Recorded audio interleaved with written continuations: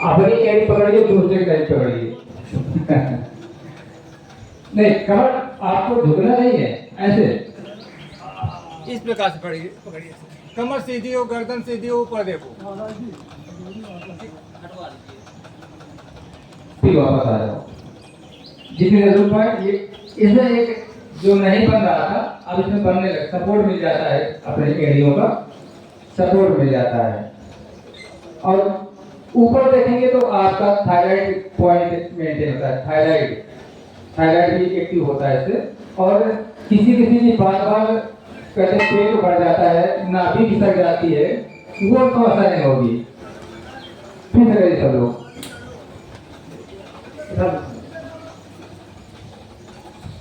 फिर दोनों हाथ एड़ी में रखिए, बस पैर में, और ऊपर देखिए, ऊपर देखिए।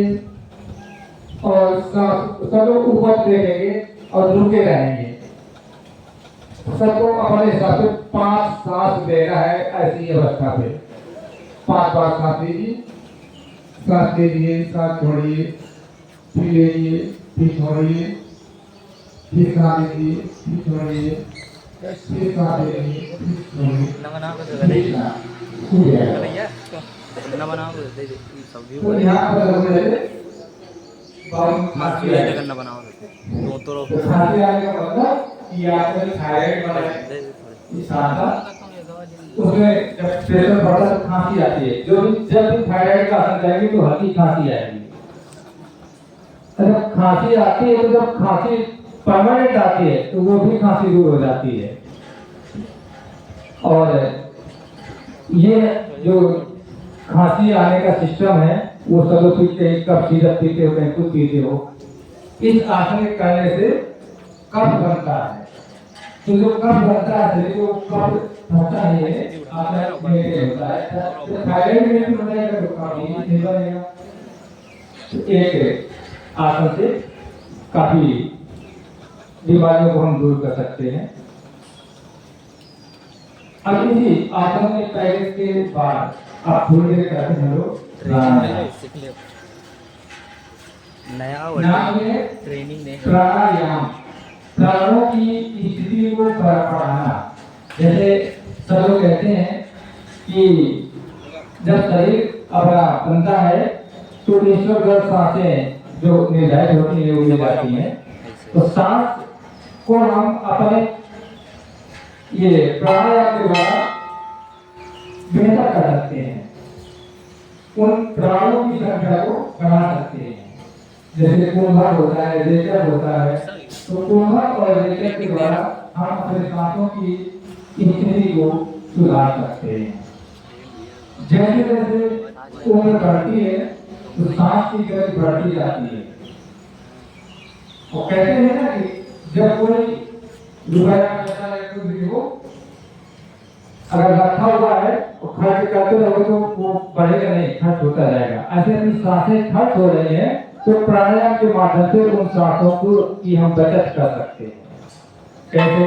सांस लीजिए, सांस लीजिए और यानी सांस को रोक लीजिए, ऐसे बैठ करके सांस को रोक लीजिए। आप कितनी देर सांस को रोक सकते हैं ये आप पर डिपेंड है कि आपके फेफड़े कितने मजबूत हैं। जिसके फेफड़े जितने मजबूत होंगे उतनी ही देर सांस रोक पाता है।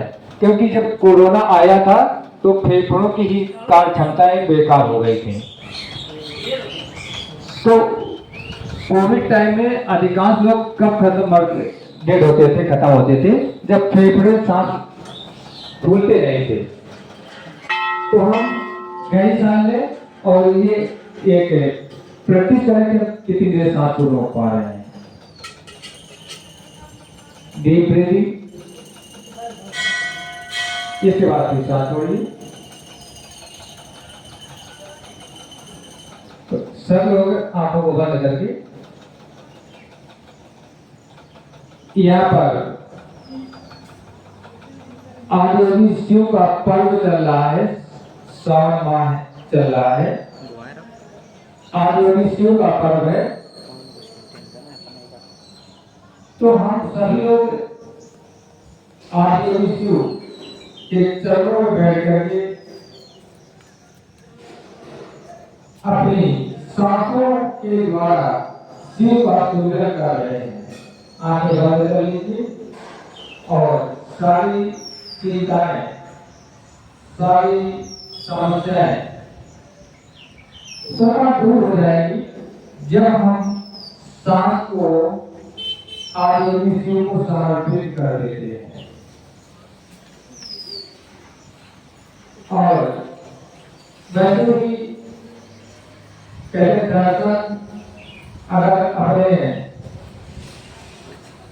आप शरीर के अंदर दर्शन किया जाए प्रभु का, उससे बड़ा दर्शन हो ही नहीं सकता है।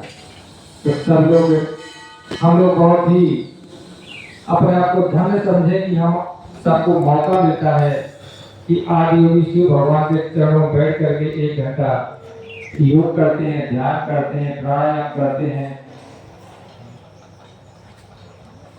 तो सब जो मेडिटेशन करते हैं, ध्यान करते हैं, तो शरीर की स्थिति के हिसाब से करते हैं। और यहाँ पर हम लोग सांसों के साथ आदियोगी शिव का सुमिरन कर रहे हैं। आंखें बंद रहेंगी सबकी और हर सांस में प्रभु का सुमिरन करना है।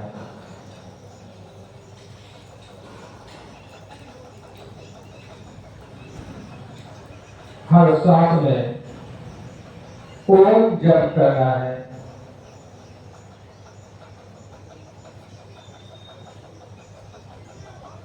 हर सांस में गुरु सुमिरन करना है।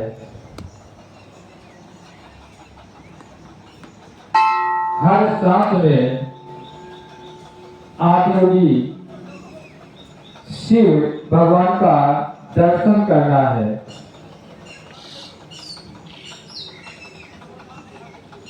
हर सांस में अपने माता पिता का